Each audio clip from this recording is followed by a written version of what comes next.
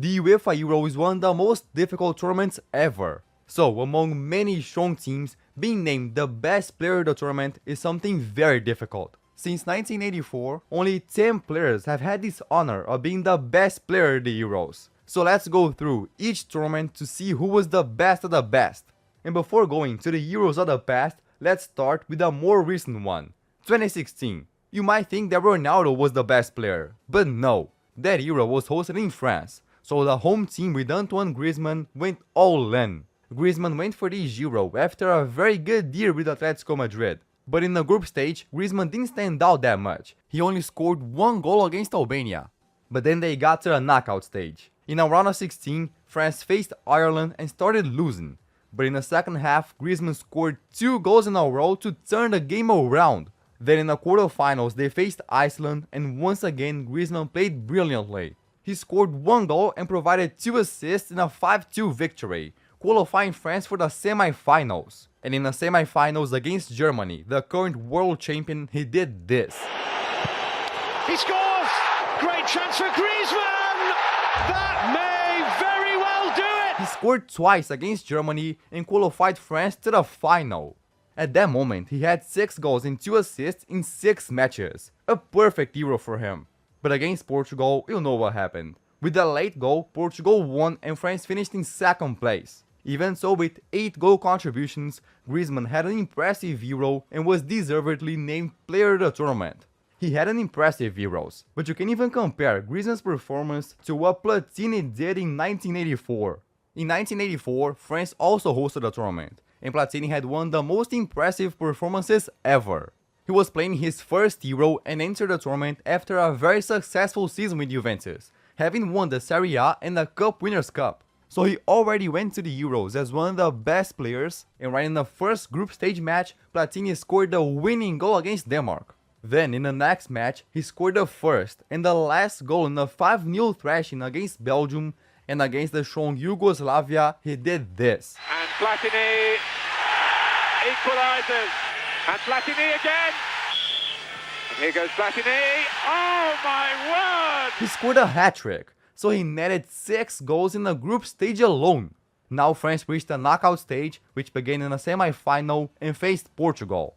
France was the favorite to advance, but Portugal made it a very tough match, so much so that it went to extra time. And in the extra time, both teams scored. The match was heading to penalties. Oh, and the French goal was assisted by Platini. Until in the 119th minute, Platini himself scored the winning goal. Now France went to the final against Spain, and guess who scored the first goal? That's right, Platini. In the end, France won 2-0, and Platini finished that Euro with an incredible number of 9 goals in 5 games. It was so impressive that with just 1 Euro, he became the top scorer in the history of the tournament, only being surpassed 37 years later. Unbelievable. With that, Platini also gave the manager Michel Hidalgo his only trophy ever. The French manager never won another title. Years later, Platini himself managed France. And talking about managers, in Online Soccer Manager, you can be a coach yourself. Before we continue looking who is the best player from each Euros, I wanna show you guys this game that I think you will enjoy. OSM is a manager simulator, meaning you coach your own team against other managers from around the world. And now we have the Euros here, so let's sign a contract with England. There you go. We're in the same group as the Euros in real life. Look, Serbia, Denmark and Slovenia. Here I think we're the favorites. England has an absolutely incredible squad. But let me organize it. There you go, a 4-3-3 formation. I've put Kane as the captain and a penalty taker, Trippier takes the free kicks, remembering that goal he scored in 2018, and Alexander-Arnold to the corners. I can adjust everything, every part of the field, pressing, style, tempo, etc. I will also train some players to improve their stats. So let's see if we can win the opening match, England versus Serbia. Let's see if I'm a good manager. And it's a draw. Well played, Serbia. But we actually missed a lot of shots. I'll improve my attack for the next match. And you can download Online Soccer Manager right now for iOS and Android. Pick your favorite team or country and try to win the trophies. I'll leave the link in the description or in the pinned comment for you to download it for free. So now, after that out of this world performance by Platini, let's move on to the next Euro, the 1988 edition hosted in Germany. By this time, Platini had already retired, So the crown for the best player went to someone else, and it was a player who even won his first Ballon d'Or because of it. In that Euro there were amazing squads, but one in particular was special: the Netherlands. They had Ruud Gullit and Koeman, but the standout player was the striker Marco van Basten. In the first group stage game, the Netherlands lost, but in the second match, Van Basten showed his abilities, scoring a hat-trick against England. 3-1. Then, after another victory over Ireland, the Netherlands went to the semi-final and faced the home team, Germany. It was so difficult that the Dutch even started losing, until Van Basten earned a penalty that Koeman converted, and then he himself turned the game around with a shot into the corner. The Netherlands went to the final. So the final was against the Soviet Union, and right in the first half, Van Basten assisted Gullit to score the opener. Van Basten was already being considered the best player, and in the second half he did this. Van Basten. Goed. Oh, de goal! Wat een goal! Wat een schitterend doelpunt zeg. Ja. Perhaps the most beautiful goal in Euro history. Not even a manager could believe it. So the Netherlands won their first and only major title ever. Van Basten finished with 6 goal involvements in 5 games, plus a penalty earned. So he was the player of the tournament and also won his first Ballon d'Or. So 4 years passed, and after Van Basten's incredible performance, it was time for the Euro 1992. That year there were many strong teams, like the Netherlands, reigning Euro champion, the reigning world champion Germany, and others. But the country that surprised everyone was Denmark, with the keeper Peter Schmeichel. Alone at the back post, it's Roy, beaten out by Schmeichel. Oh, Schmeichel! Denmark survive thanks to their goalkeeper. With the keeper Schmeichel, Denmark became one of the biggest underdogs in the history of the tournament. In the first match, they tied with England, with Schmeichel making great saves. They also beat France, and against Van Basten's Netherlands, the Danish keeper was phenomenal. He made save after save, and in a penalty shootout, he saved a penalty against Van Basten. Very impressive. So Denmark went to the final, and against Germany, Schmeichel only continued to shine. Germany was the reigning world champion and had an amazing attack, but he didn't let anything get past him. So with a 2-0 victory, Denmark was crowned Euro champions, and Peter Schmeichel later recognized the player of the tournament. The first 3 didn't receive the award at that time. UEFA only started officially giving the player of the tournament award in 1996. But later in their website, UEFA recognized Platini, Van Basten and Schmeichel as the best of 1984, 1988 and 1992. So 4 years after Germany lost the title, they went all in to win a trophy. They had a very good squad, with the keeper Kopka, Klinsmann, Hosler and him, Matthias Sammer. Sammer played in a now extinct position called sweeper. He was a defender who always went up to help in the midfield and attack. He had the freedom to run through the field, and he did it masterfully. In Euro 1996, he wasn't subbed off at any point. He was a starter in every game and stayed on the pitch until the end of each match. Check out the goal he scored against Russia in the group stage. He pushed up to the attack. And in the quarterfinals against Croatia, Sammer scored the winning goal with a close-range shot into the corner. So with the sweeper putting on a perfect performance, Germany advanced, beat England on penalties, and in the final defeated the Czech Republic to be crowned Euro champions. Matthias Sammer really nailed it, so he was the best player of the tournament. And not only that, but he also won the Ballon d'Or. Who would imagine a sweeper winning the Ballon d'Or? That was impressive.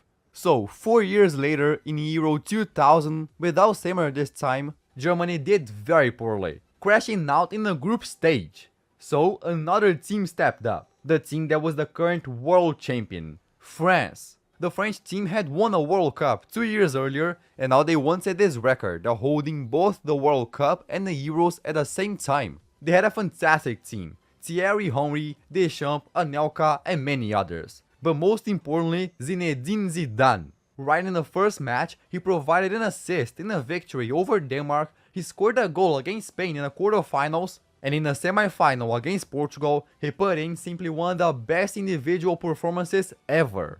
He dominated the midfield, made every move look easy, dribbled past players as if they were amateurs, and in the 117th minute of extra time, he scored the winning goal to put France in a final. And in the final against Italy, he didn't score, but he was crucial in dominating the midfield. So, with Trezeguet scoring the winning goal, France became Euro champions and Zidane was deservedly named the best player. What a performance!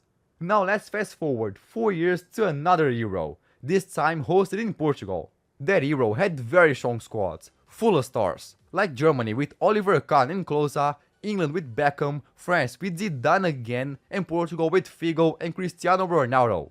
But what no one imagined was that among all these players, the best would be a guy who played for AEK Athens. And the home team Portugal soon discovered this when they lost to Zagorakis Greece. This guy named Theodoros Zagorakis was Greece's captain and many didn't even know him. He played in the Greek league. In that Euro 2004, Greece had a very solid defense, with Zagorakis being a key player for that. He was simply the guy with the most tackles in the entire tournament.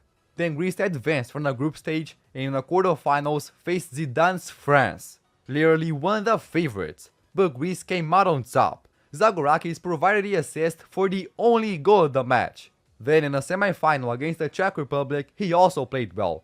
And in the final against Portugal, Greece confirmed themselves as the biggest underdogs ever, winning a title in front of all Portuguese fans. Zagorakis played incredibly well. He was the leader of that squad. So in the end, he was named not only man of the match, but also player of the tournament. Who would have imagined that a player from AEK Athens would be the best of the Euro, also finishing in 5th place in the Ballon d'Or? That was crazy. For you to see how important Zagorakis was, in the following Euro, when he wasn't playing anymore, Greece fell in the group stage. Yeah, and one of the teams that defeated Greece in that Euros 2008 was Spain. They hadn't won a major tournament in 44 years. Their last title was the Euros 1964. But now they had an incredible squad. David Villa, Torres, Casillas, Iniesta, and a leader in the midfield, Xavi. Xavi was at his peak at 28 years old, and right in the first group stage match, he provided the first assist against Russia. He controlled the pacing of the match, being fundamental for Spain to dominate ball possession, having his impressive passing accuracy and great tactical intelligence. Then, matches later in the semi-final, he scored the first of the 3-0 win over Russia. So Spain qualified for the final against Germany. That was a tough match, and right in the first half, Xavi assisted Fernando Torres to score the only goal. Spain won the UEFA Euro after 44 years, and Xavi was named by UEFA the best player of the tournament. He's a legend. And this was just the first title of this Spanish generation. 2 years later, they also won the 2010 World Cup. So they went to the Euros 2012 as favorites. With a very similar squad, but some adjustments, Spain advanced from the group stage convincingly, defeated France 2-0, then eliminated Portugal on penalties, and in the final they humiliated Italy by 4-0. Spain won their second consecutive Euro and Xavi was champion once again. But this time, the standout player wasn't him, but rather Andrés Iniesta. Iniesta dominated Spain's midfield. The ball seemed glued to his foot. He dribbled, made incredible passes, and was crucial in creating opportunities. This iconic photo shows it all. Even without directly scoring a goal, he was the man of the match in the final against Italy. So adding up all his performances, he was named player of the tournament. Xavi's crown now went to Iniesta, who also won the UEFA Men's Player of the Year award and finished 3rd in the Ballon d'Or. What a year that was for him. So now, after Iniesta, the next best player was Griezmann, who in 2016, as we saw earlier, had 8 goal contributions in 7 matches.